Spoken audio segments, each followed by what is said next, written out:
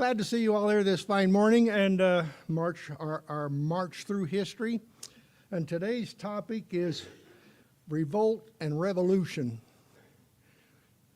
And we're going to be talking about these are in two different chapters in the book, and mainly it's the political revolt or political revolution and the industrial revolution, and what were their impacts, what was happening in these two eras that happened, and how do they impact us today is the main thrust of what it is.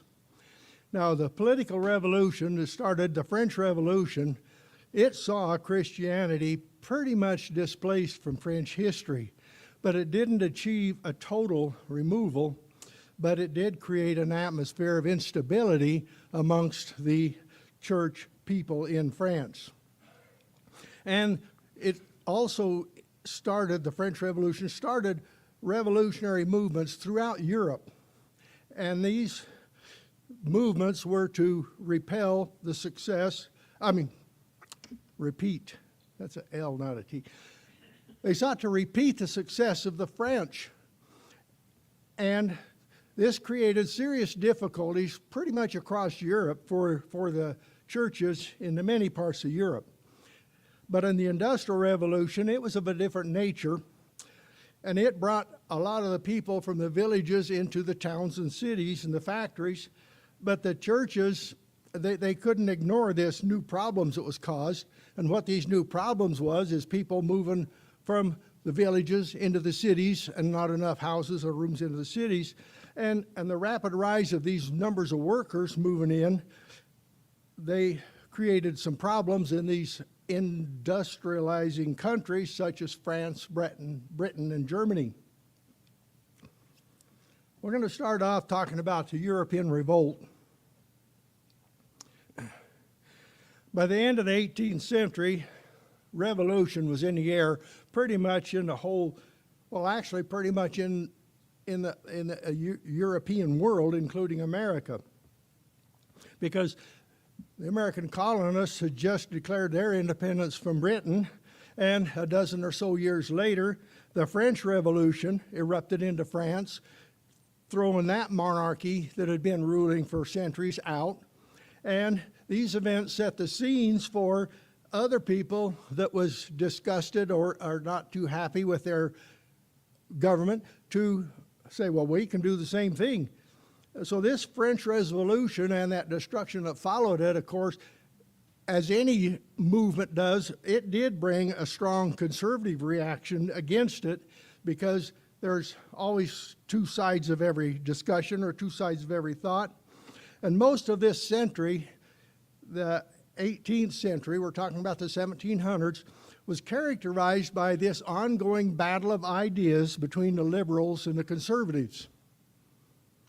Now, we're not talking about today's history, we're talking about the 18th century. And during this period, there has been much change that the church had to deal with, because it often found itself in the center of this war of ideas.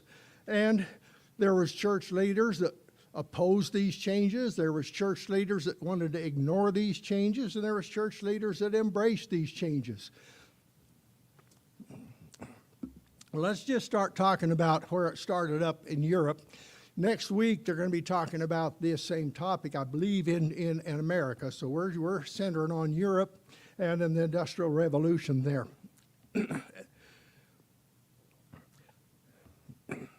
This is pretty much a quote out of one of the history books we'd had, and I just think I can read that so I don't mess it up. The Bastille. The French Revolution begins. On the eastern edge of Paris stood an old feudal fortress, long used as a prison, a symbol of royal tyranny. Languishing in its dungeons were supposed to be many virtuous defenders of the oppressed people. Governor Delaunay commanded the Bastille with a garrison of 110 soldiers. Early in the morning of July 14th, 1789, a crowd gathered in a small square before the prison's outer gate. As it grew in numbers and excitement, the people started pushing toward the gates. Some patriots climbed over the fence and cut the chains to the drawbridge, giving the attackers access to the outer court. Seeing the condition that they were in, the governor agreed to surrender the fortress in exchange for the safe withdrawal of him and his men. But as soon as the gates to the inner court were opened, the attackers swept in, seized Delaunay, and murdered him. Now, they didn't say what happened to those 110 men, probably the same. Where was I? The dungeons they got into and released the dungeons, they yield 7 supposed victims of tyranny. No innocent political prisoners. The prisoners, there was 4 counterfeiters, 2 psychiatric patients, and 1 aristocrat that was detained there at his family's request. No vast number of incarcerated patriots to be freed. However, those sordid facts that we just read of July 14, 1789 were speedily transformed into the heroic deeds of the French Revolution. I would sub-comment the power of the press. Anyway, we're moving on to item B, the birth of the new age.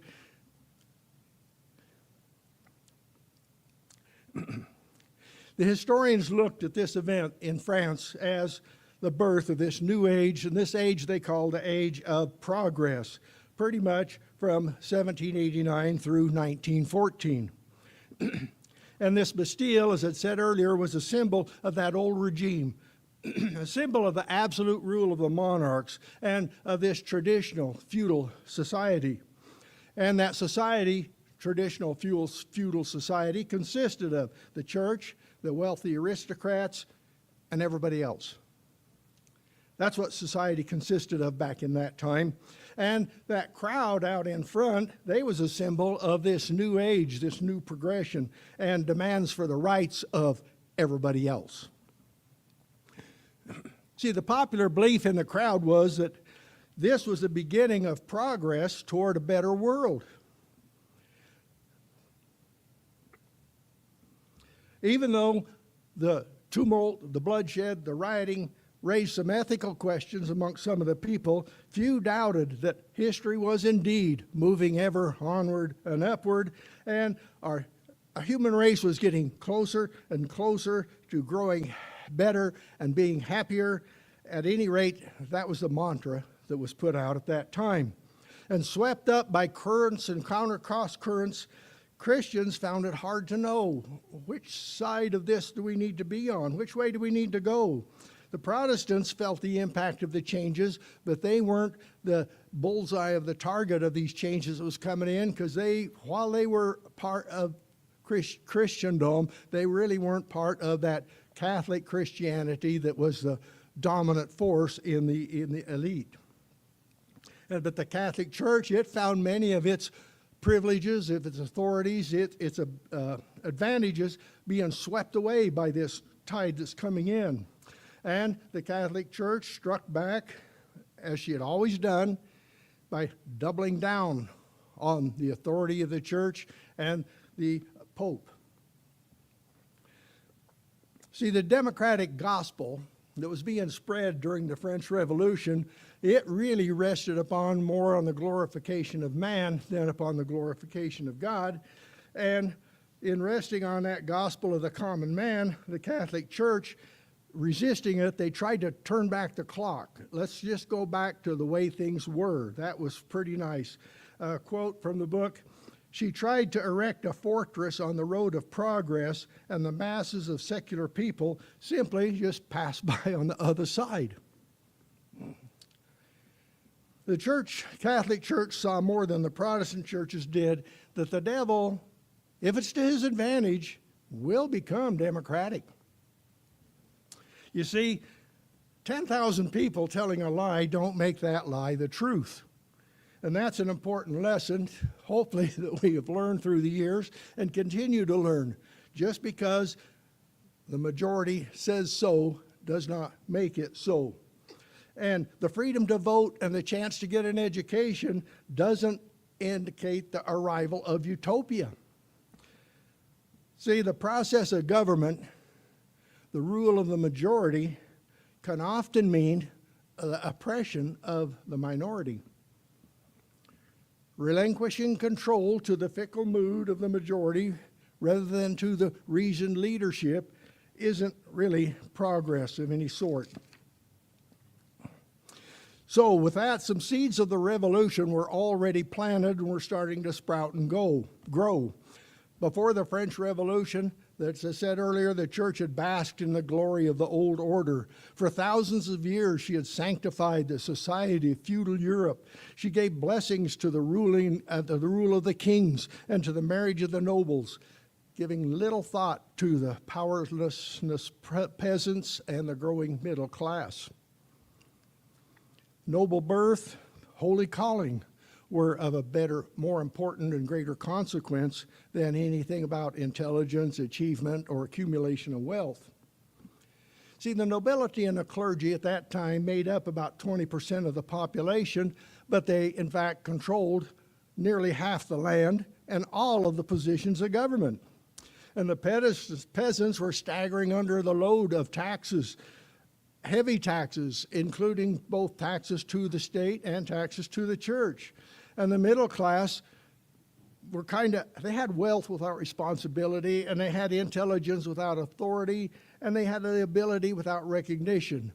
See, this middle class was starting to grow. Remember, a couple of weeks ago, we talked about the increase of trade. It wasn't the nobleman going to get on them boats and go swap goods with the natives. It was that middle class that was growing at this time. And France, in all of its wars and all of its things that it was involved with, it had borrowed great sums of money from the European bankers.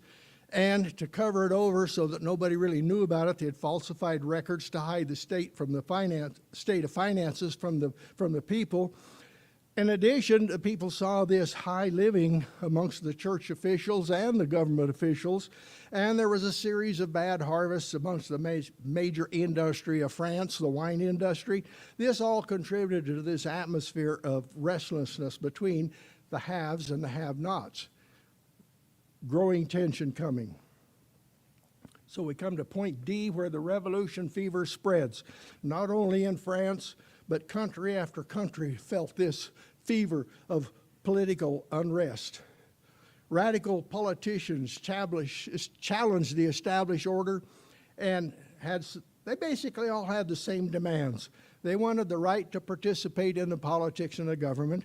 They wanted the right to vote, and they wanted the right for greater freedom for the expression, including their expression of faith.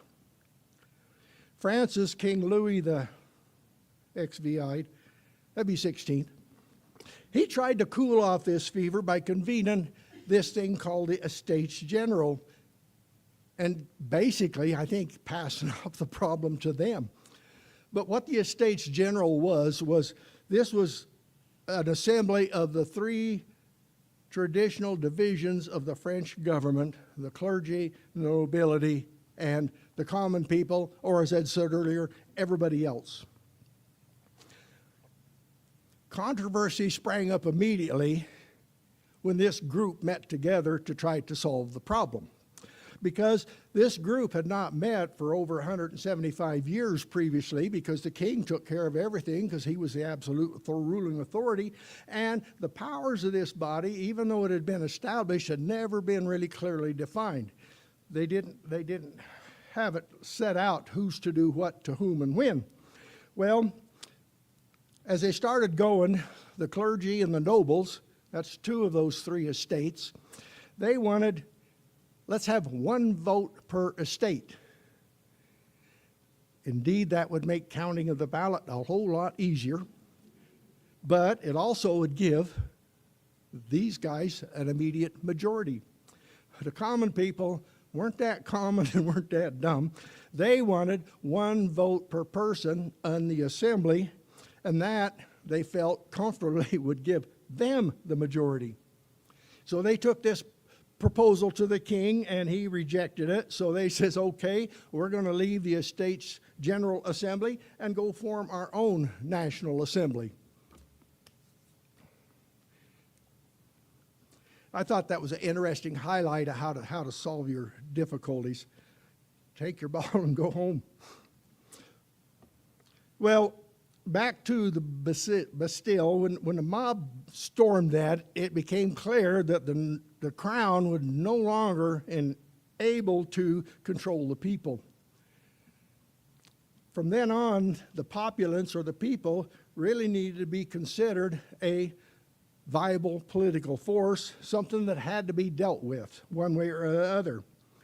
And at the end of 1789, most of the French aristocracy's traditional privileges had been wiped out, and they passed a new law entitled Declaration of the Rights of Man and of the Citizen, possibly somewhat similar to our Constitution. Well, to summarize up, in 10 brief years before this century ended, France had accomplished several things. It had formed a republic, it had executed its king, it established an effective revolutionary machinery or engine, and it had gone through this period of confusion that followed it, and all that came to an end with Napoleon's rise to power. And through it all, the French nation was continually doing battle with all the other countries in the continent because they wanted to control and rule the entirety of Europe. So what did the revolution, as I said earlier, kind of zeroed in specifically on the Catholic Church because of its dominant and important part that it had into the old order. The revolutionaries made this church a specific target of their rage. The National Assembly, that group of commoners that broke off from the Estates General, they attempted to reform the Catholic Church along the lines of the Enlightenment period. And the Assembly eliminated all control of the French Church by the Pope and imposed loyalty oaths upon the priests, on the church officers. And this split the church into two. One, those that took the oath, and two, those that refused to take the oath. And you can imagine the ensuing chaos that followed, people being put into hiding, exported, maybe even killed. But this kind of illustrates the Catholicism versus liberalism viewpoint. And the idea was everybody thought everyone ought to be as free as possible. This idea was in the air. But what does as free as possible entail? John Stuart Mill wrote, "The liberty of each is limited by the like liberty for all." So liberty meant the right to have your own opinions, the right to propagate or try to spread those opinions, and the right to behave according to those opinions, subject to a similar freedom for each and every other member of the community. This meant that a government would have to guarantee civil liberties to all, including the freedom to worship according to your personal choice. And of course, the Catholic popes despised this thought. They weren't in favor of this kind of freedom at all. Now, all through these years, those popes that we're talking about weren't bad men. They just simply refused to join the 19th century, or the 17th, 8th. They simply refused to join the crowd. They continued to defend the past, and they lost touch with what was going on around them. They weren't paying attention. None of them really understood this new age, this age of progress that was introduced by the French Revolution, and they never figured out how to fight it or how to convert it. They just chose to ignore it. And also, not only the church, but in Napoleon's collapse, the kings decided this is time to move back in and pick up the ground that we've lost so far. And the return to the monarchies also had stiff resistance from the liberal groups all over Europe, not just in France. See, the liberalism proposed to overthrow the evils that affected mankind, including the oppressive monarchy. In the battle, it didn't want any assistance from the church, and it insisted that the church had no right to express its own views on the morality of the public. See, their idea was, and by the church, you're usually implying the Roman Catholic Church. The Roman Catholics are private citizens with the rights of private citizens and nothing more. They're not special because of the particular church they belong to. But the interesting thing was after that French Revolution and the difficulties and turmoil of it, there's a particular loyalty to the papacy that started to develop amongst the grassroots of the country. See, they had gone through the Revolution, they had gone through Napoleon, and some of the Catholics felt that the church was the only source of civil order and public morality.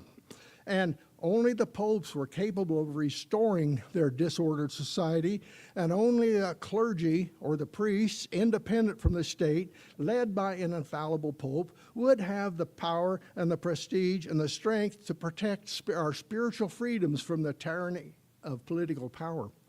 This was kind of the thinking that was going on. And it attracted a sizable following because, well, that makes sense. And of course, the Pope, he encouraged this kind of thinking in every possible way. Which led to an act that he did in 1854. He declared as dogma or as church official policy that traditional belief that had been introduced earlier, that Mary had been conceived without original sin. That's called the Immaculate Conception. Well, I think I talked about that a couple of weeks back, but that was just a feeling or thought or tradition that had been introduced, but in 1854, Pius IX, he declared, this is it, this is our official policy. Now, it wasn't that a new concept was being presented. As I'd said, it had already been raised up, and it was the way it was presented. It was not a decision by a church council, but an independent declaration of the Pope. So questions started coming up within the Catholic Church on all sides. Can the Pope alone, without council, decide and proclaim church dogma, church beliefs, church rules? That was the main topic of this First Vatican Council that Pius called. And the concept itself didn't cause any difficulties. As I said earlier, the idea had been presented and kind of filtered through the people and accepted. Yes, Mary was conceived without original sin. But the question was, really, how far does that Pope's authority go?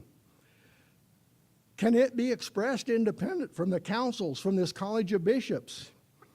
And if there's are there any preconditions before the Pope can make such a sweeping statement of this on his own?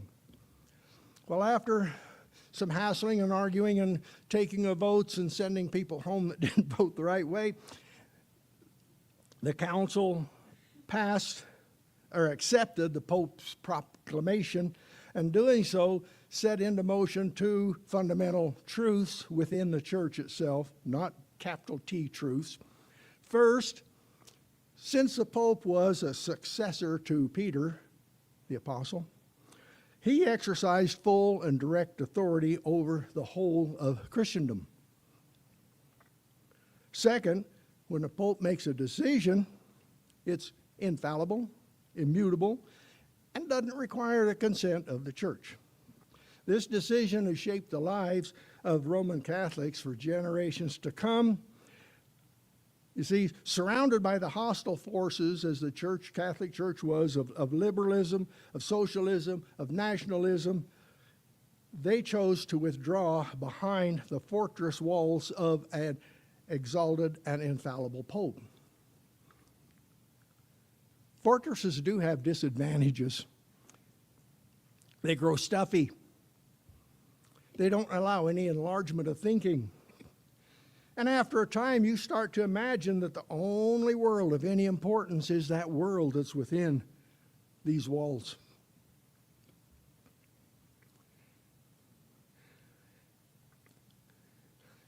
We're moving to F, reorganization of the European continent.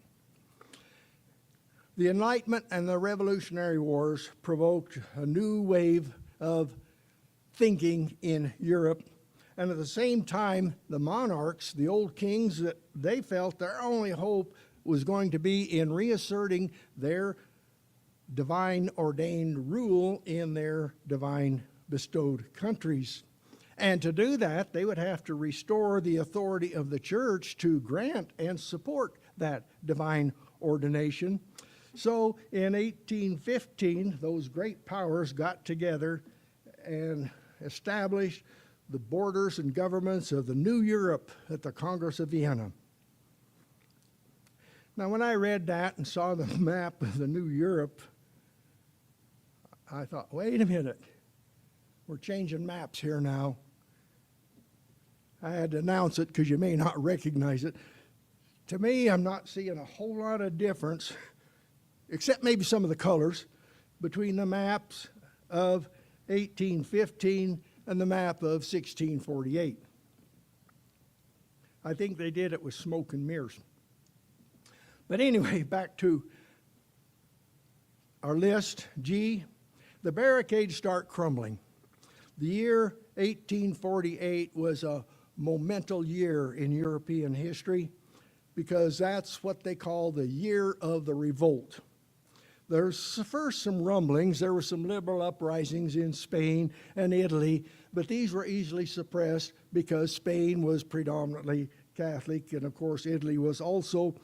But the success that the people of France had at overturning their king gave some other countries, the people in other countries, hope that, hey, there is a possibility of change out here. Maybe we can have it.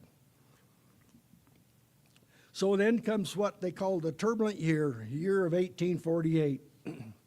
That's when the liberal revolution temporarily triumphed, and say temporarily, in almost every capital in Europe. And it was one of Europe's most turbulent years, with revolutionary uprisings in numerous countries with varying results. And just have a few examples. In Switzerland, 7 Catholic states seceded from the Swiss Confederation after the liberals protested the reassertion of the church roles in their lives. The Catholic rebels were quickly defeated, and a new constitution was introduced, giving the men the vote and guaranteeing freedom of religion. And in France, even in addition to the Bastille, barricades were erected in the streets, a provisional government was proclaimed, the king fled to England.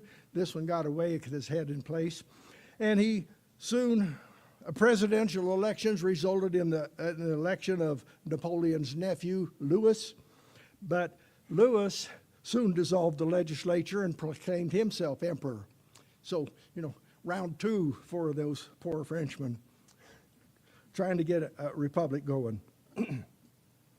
In Prussia, many had hoped that their ruler, Frederick Wilhelm IV, would be open to political reform, but when they presented him a proposed constitution, he rejected it.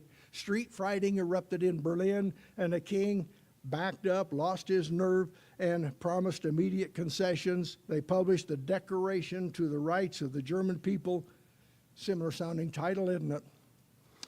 Granting freedom of religion.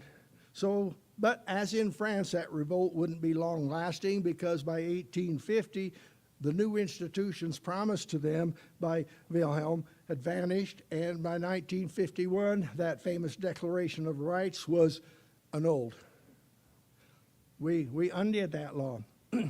In Austria, the government went on the offensive with troops shooting a number of protesters in Vienna. Now, Austria was a strong Catholic country. But shooting those protesters only inflamed the situation, and soon the emperor bowed to the inevitable, and he dismissed his extremely conservative chancellor and introduced some modest reforms.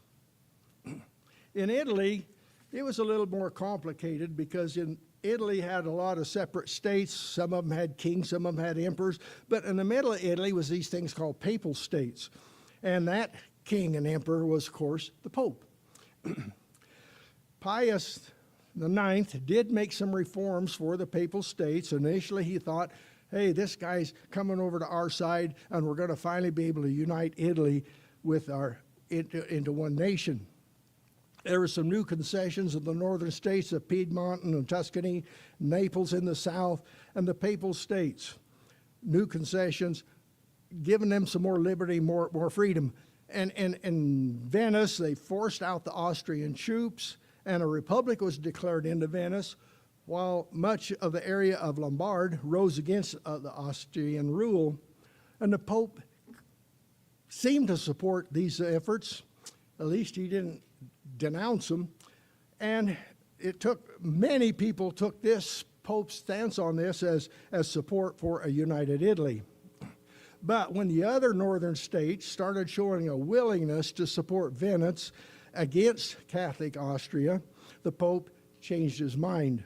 And he repudiated entirely the idea of Italy becoming united and instructed the Catholics, you remain loyal to your existing rulers. You don't switch horses in the middle of the stream. And that announcement he made was received with such anger into Rome that he was forced to leave the city in disguise so he would make it out of the city. Well, in the course of time, the Austrians did regain their authority in Northern Europe, and the Pope called on his buddies over in France for help. And Louis Napoleon, remember the guy that got elected, Napoleon's nephew, in an effort to win support of the French Catholics in his country, and also a fear of Australia becoming a dominant power into Italy, he sent help to the Pope and took back Rome. So when the Pope returned, it was clear that, you're not the liberal guy we thought you were going to be. You're not the guy that we thought was going to be wanting to unite Italy. So he lost his support. But popular support for uniting Italy was so strong, there was little the Pope really could do at that time to oppose it or make it not happen in the long term. See, again, he tried to reverse revolutionary changes. He had this fear, the events of the 1848 to 50s, those 2 years, the year of wars, put a fear of contemporary world into the Pope and its New Age thinking. And just as the European leaders earlier, remember the maps, had tried to reverse the changes of the revolution, the Pope tried to turn back the clock into the cultural or Christian revolution.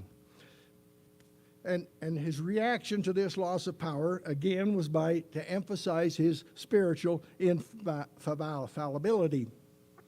He issued this document called the Syllabus of Errors. He listed a whole bunch of the all-inclusive list of all the errors in the modern world. Some of them condemned the emergence of political liberalism. He denied that the church should reconcile itself to it, to deal with it, to let it happen. He reinstated the supremacy of the Catholic Church, even over other denominations and secular law. The Catholic Church was to be superior, and he denied the right to dispute papal authority. There's no court of appeals, folks. Once I've decided it, it's it. And he forbid civil marriages. Marriage is a ceremony that's going to be done in the Catholic Church, and that's the only place. Well, those actions were opposed in Germany, France, and Britain, 3 of the major players in the continent at that time.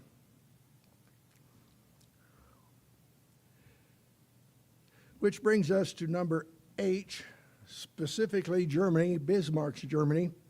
He was called the Iron Chancellor, and he launched a campaign of reducing the political influence of the Christian minority in Germany at that time and subject the Catholic Church to strict state controls.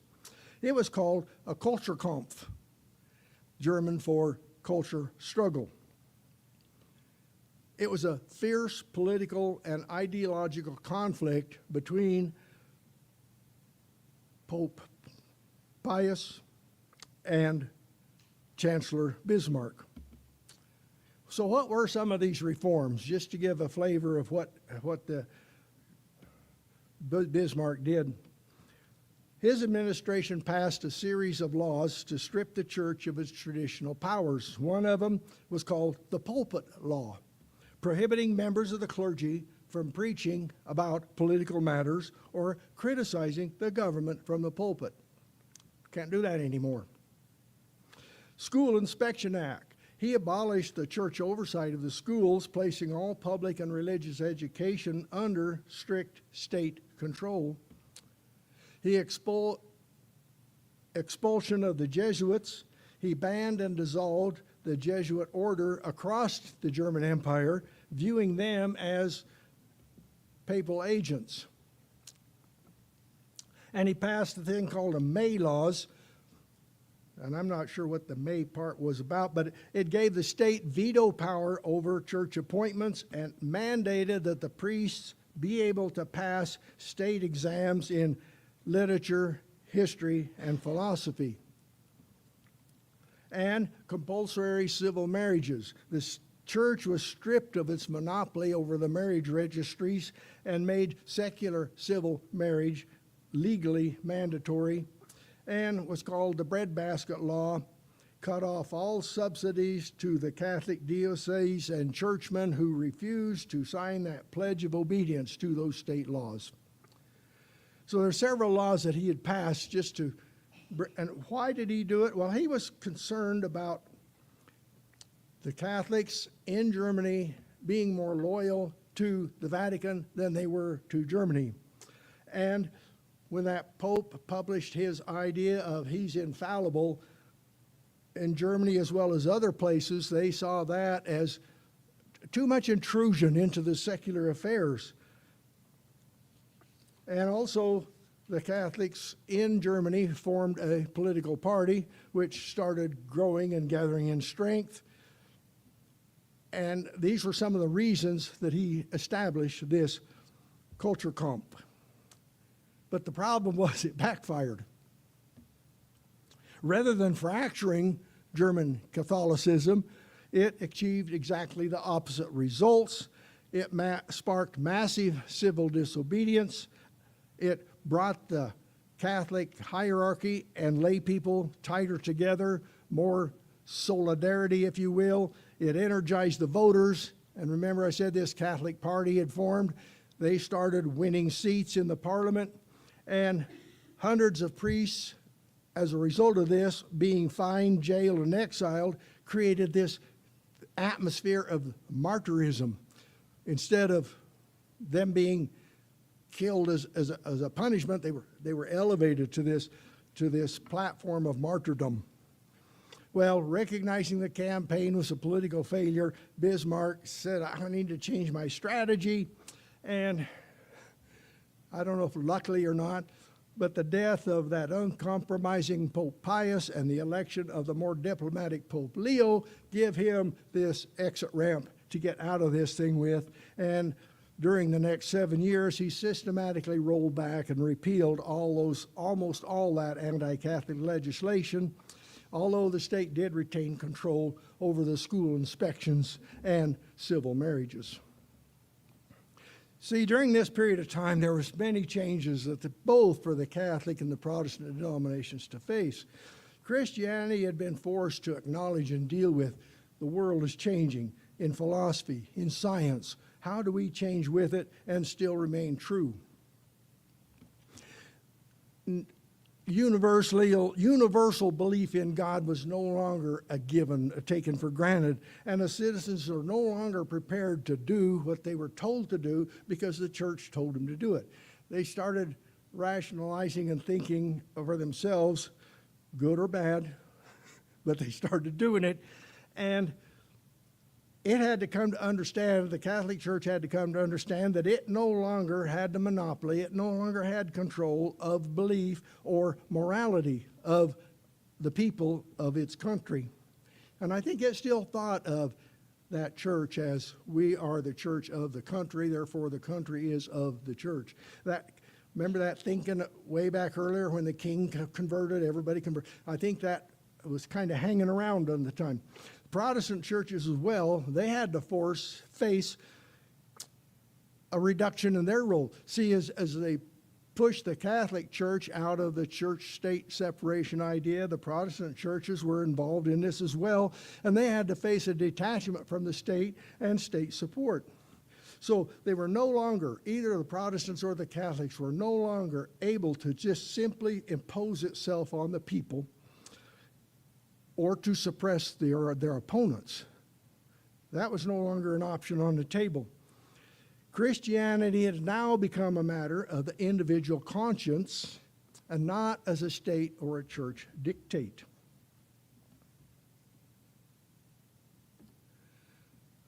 Industrial Revolution. This is the second revolutionary force that transformed the economy of much of Europe. It began in Britain in the late 18th century and quickly spread to Germany and France. And this industry, what this revolution was, industry attracted workers from the rural lands and brought them into the urban centers and factories.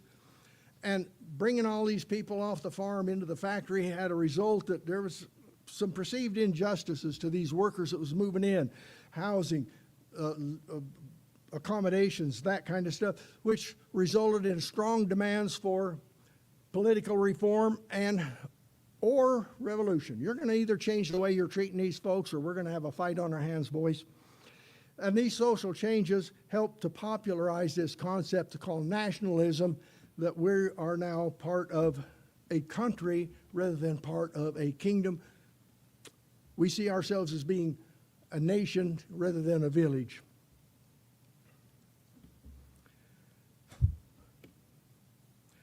There was a schoolboy that described the Industrial Revolution. He says, well, about 1760, a wave of gadgets swept over England. A little more complicated than that. And it really was a process of a gradual movement rather than a revolution kind of a thing. See, innovations were introduced into the manufacturing process at different times, at different processes, different industries, and even different times or different parts of the same industry when these innovations were brought in. So what was the impact, the introduction and the impact?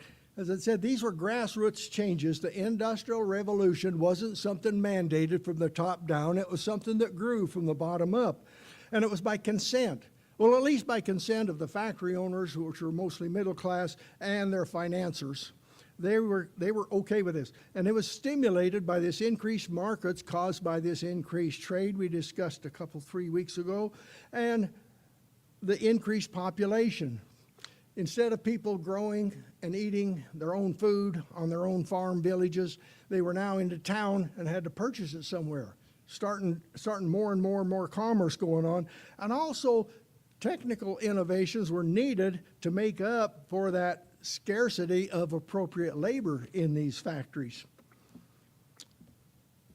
And one of the things, what a significant breakthrough with these factories was the invention of the steam engine at that time, because now the factories had a permanent source of power and weren't relied onto the climate, the wind power and the water power. They had this steam engine that was there all the time, whether it was windy, cloudy, rainy, or not.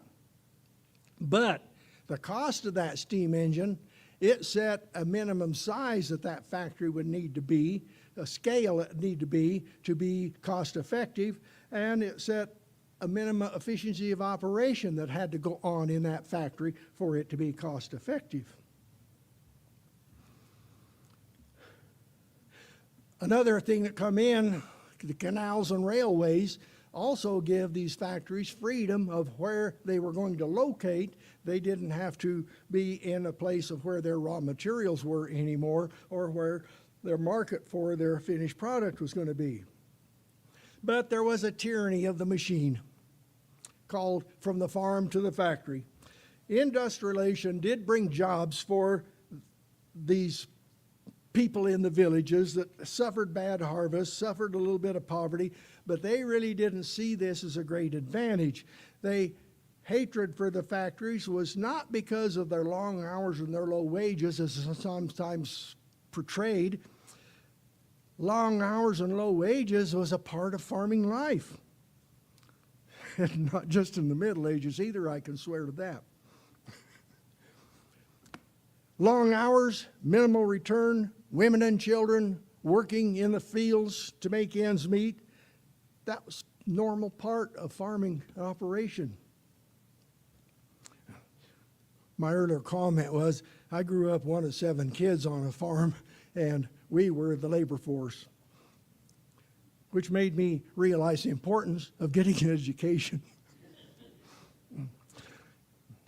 And also the urban houses, the cramped quarters, the urban houses. I don't know if you've ever been over to see some of those European villages where the houses are stacked in one upon the, not much different than what they had what they history books called the slums of the industrial age. What about the slums of the villages?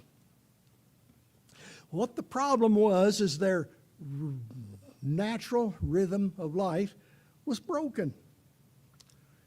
See, prior to this, the sun and the seasons controlled what they had to do that day, the work they was to accomplish, what needed to be finished. Some days, nothing needed to be finished. Rather than the sun and the seasons, they were now controlled by the time clocks and the factory whistles. This is what made the workers of the Industrial Revolution so upset.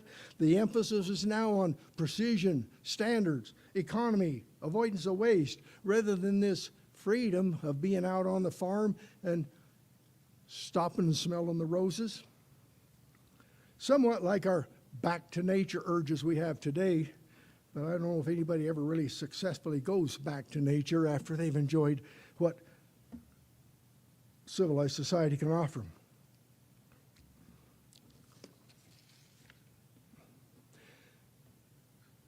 So the churches in industrial England, as people were moving into town, the Church of England was particularly slow to respond to this increased population because it required an act of Parliament to establish a new parish. And both time-consuming and money-consuming to establish a new parish. So these urban masses then grew far beyond the ability of Church of England's ability to reach them and care for them, and there was no room for them in the churches. The churches they had built was to house the people that got into them, and there was no clergy to care for their spiritual needs. This was the Church of England. And the Methodists, meanwhile, with their barn meeting places and their itinerant preachers moving around the country, they were able to go into this area where the Church of England couldn't go, and other denominations beside the Methodists as well, using these techniques, did expand into the towns and cities with some success. But this didn't solve all the problems. It created some problems because most of the city churches then had this cluster of satellite missions for the poorer areas. The missions was working out to reach more than just preaching stations. They were all-purpose relief stations, clothing societies, soup kitchens, and the like. With all these outside activities, it was really possible and easy to forget what was the true nature, what was the true purpose of the church, why are we here? The result of forgetting that purpose, that nature, was we developed this social gospel rather than a salvation gospel.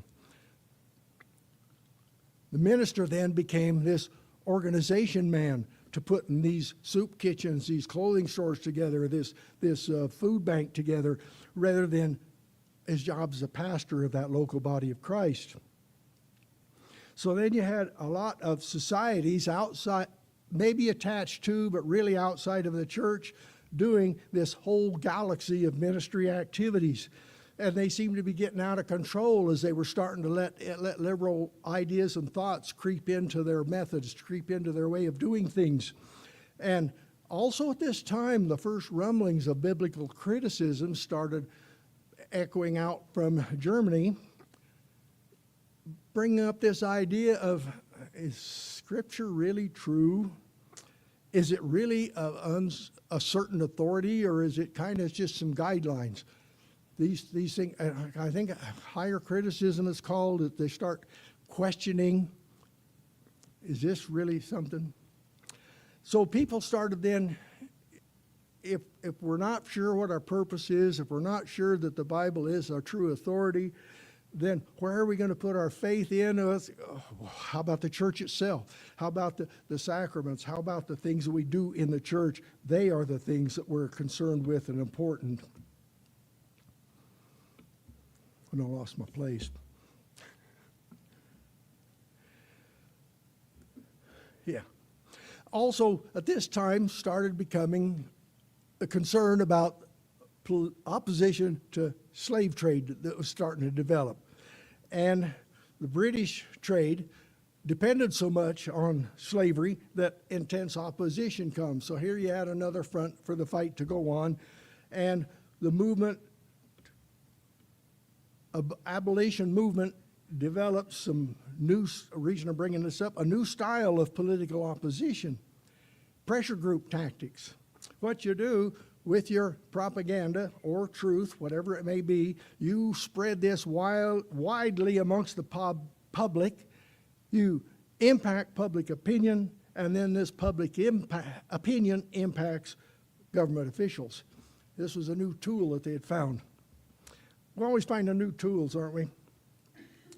But the Catholic Church response to this was they were forced to pay some attention, at least within their membership, to the social consequences of the industry, because it wasn't just Protestants that went to the factories. So Leo VIII, he encouraged the establishment of a Catholic Workers' Association as an alternative to the trade unions that were starting to be developed, and he condemned socialism, but he did recognize the responsibility of the employers to provide fair wages and good living conditions. But it still maintained this uncompromising stance toward their power, their prestige, and their authority.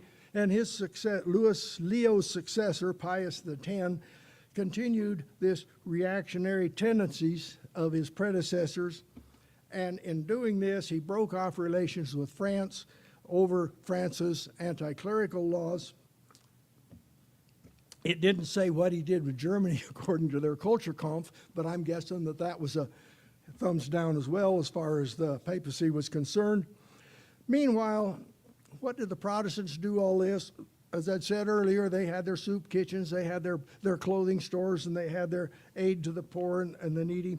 But much of the Protestant world was starting to explore this thing called ecumenism, leading to the formation of the World Missionary Conference, the International Interdenominational Cooperation.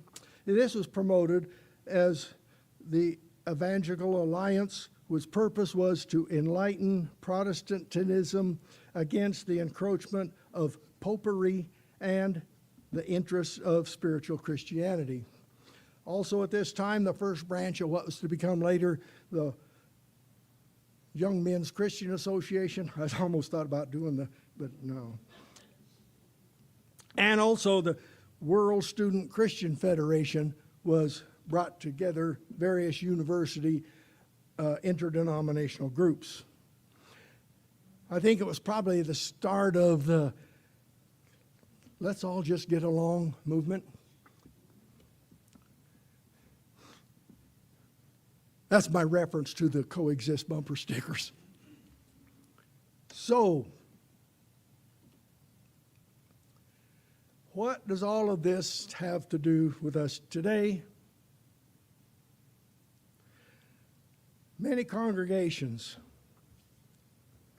and I'm not trying to throw rocks, I'm just trying to state what we see out there in Christendom today.